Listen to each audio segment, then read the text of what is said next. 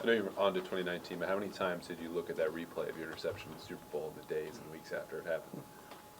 It was a great feeling, winning it, putting all the hard work in, and coming out with a win at the end, and making a big play in the game. But it's gonna go down in the history book.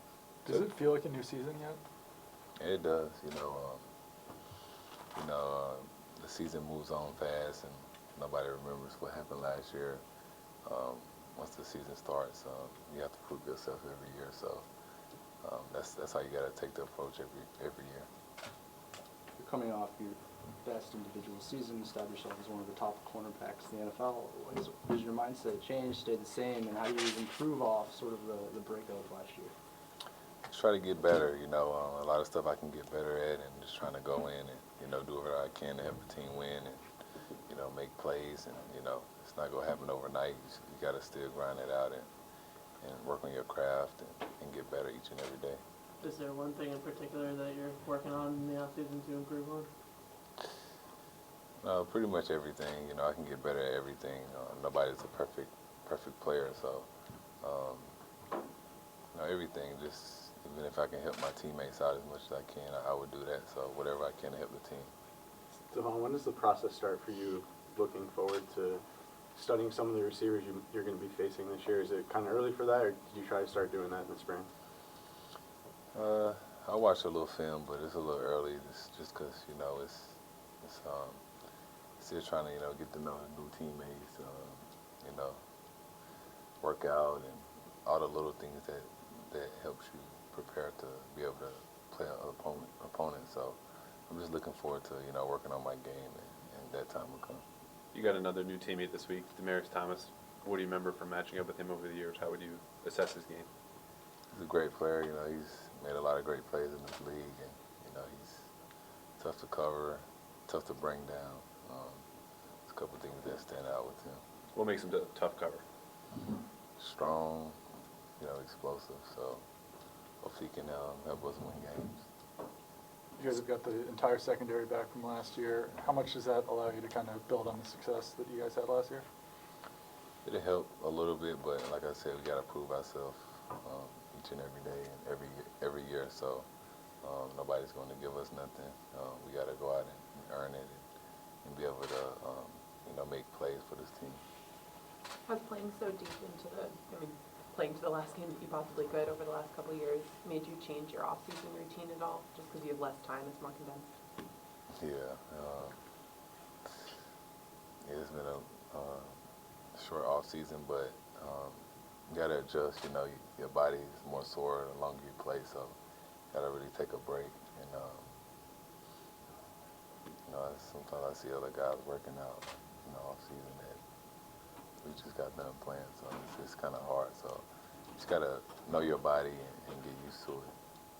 We saw the video where Gronk dented the trophy. Yeah. What was that like in person? Yeah, I didn't think he was going to do that. It was, Gronk being Gronk, I guess. It was funny, but shocking moment. So it was a fun time, though.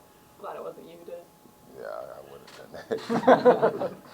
Stephon, how much different do you anticipate the locker room will be without Gronk? Yeah, he's a great player. He did a lot of great things here, but we got a lot of players on the team that will step up and make the locker room fun, and a lot of personality. So I'm looking forward to it. One of the things Bill's told us, I guess it was last week, maybe 2 weeks ago, he's talking about the draft and how it feels like more and more every year. It feels like there are these bigger receivers that are coming in, 6'4", 220-pound guys. Mm-hmm. Is that something that you've noticed too, and how does that maybe impact how you get ready for a season? Yeah, guys getting bigger and faster and stronger every year, so you just got to adjust. You got to know who you're going against, and everybody's different. Just because someone's big, you got to play them a certain way. Sometimes smaller guys are harder to cover just because they're quicker, so you just got to adjust on the fly. How does it change for you? You've covered both types. We've seen you on Antonio Brown, we've seen you on Alshon Jeffrey. How does it change for you? What's the approach like when you are seeing some of those bigger guys? I like playing bigger guys just because it's, you know, I'm bigger, so it's kind of helped me out a little bit more. But, you know, it's different. Some of them faster, some of them, you know, not as fast. Everybody has different strengths and weaknesses, so you just got to kind of alter it from there and make plays when the ball comes your way. Steph, how do the new rule changes now that you can challenge defensive pass interference? Does that change anything for you, or is it in the back of your head at all? I'm just trying to play my game as best as I can, and, you know, try to play with good technique and, you know, let the referee and try to play with good technique and make plays. When should you keep in touch with some of your younger teammates like JC, Duke, and Keon over the offseason? Yeah, I talk to those guys a lot, and you know, they got a lot of good talent and good speed, good technique, and I'm looking forward to those guys helping us win football games this year. What have you noticed with those younger guys coming back for, you know, year two, a little more confident? Have you noticed anything different just about the way they've come back and their demeanor? Yeah, they you know, confident like you say. They come back, they know what's going on, they know the process, so it should be a little bit more easier. But you still got to put the work in and be hungry, and you know, nobody's going to give you nothing, so you got to go out and earn it. That's what I try to tell them every day. Is it strange to not have a defensive coordinator at this point in the season? No, it's not strange. It's just, you know, we got a great coach. Like I said, it's the National Football League. It's people go and come, so you got to be able to adjust. And you know, I'm pretty sure the coaches we have there put us in the best position to make plays. Did you overlap with Jonathan at school? Yeah, What can you tell us about him? he's a you know, shifty guy, quick guy. Played with him at South Carolina. Played against him in Houston and things like that. So he's a great player. He's tough.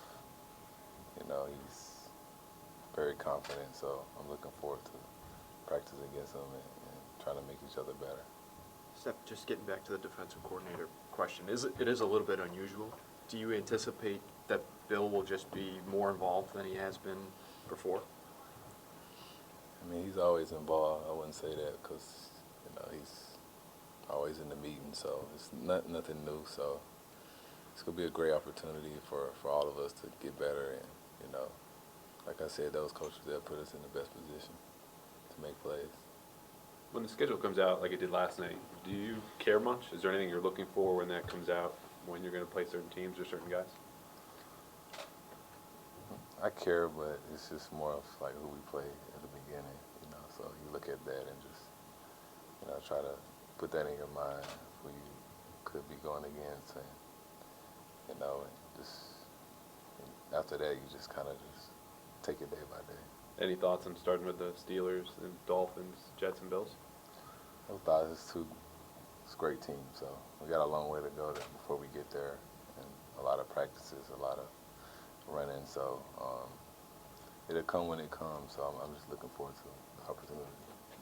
Do you guys know which coaches are coaching which position groups, or is that still kind of unsettled? They haven't told us, so we're just kind of just working out right now, and, you know, little meetings, but nothing that we know yet. Did you apply for the cornerbacks coach job yet? Nah, I can't do that yet. You know, we got a lot of good players in the secondary, so we all coach each other up, and we all make each other better. We push each other, so no matter who's coaching us, they gonna put us in a position to make plays, but we wanna put pressure on ourselves to make plays too. Take a couple more. Steph, you had a couple back and forths with fans on Twitter, some Q&A stuff the last couple weeks. What does it mean to you to be able to interact with fans like that and, you know, have people following the team that are so passionate and so involved beyond football? It is big, you know, anytime you can reach out to fans, because, you know, we wouldn't be here without them, so they support us, and it's good to interact with them, and, you know, sometimes you make those fans' day by responding to their questions and making them feel like they're part of the team or like they know you personally. What was it like throwing out the first pitch at Fenway? Were you nervous about a 50-cent moment, or were you feeling pretty confident? I'm pretty confident. I knew I was going to throw it down the mound. I thought I was gonna get signed after that, but I didn't. So, but it was fun. It was a fun opportunity to throw the first pitch, something that you dream of growing up as a kid. So, especially at Fenway. So it was a great opportunity.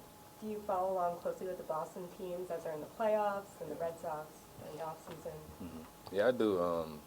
You know, the sports here is crazy, like nowhere else. So, from football, baseball, basketball, it's very big here. So, you got to support those guys, and you know, it's hard work. So, I know what they're going through, and my support is with them.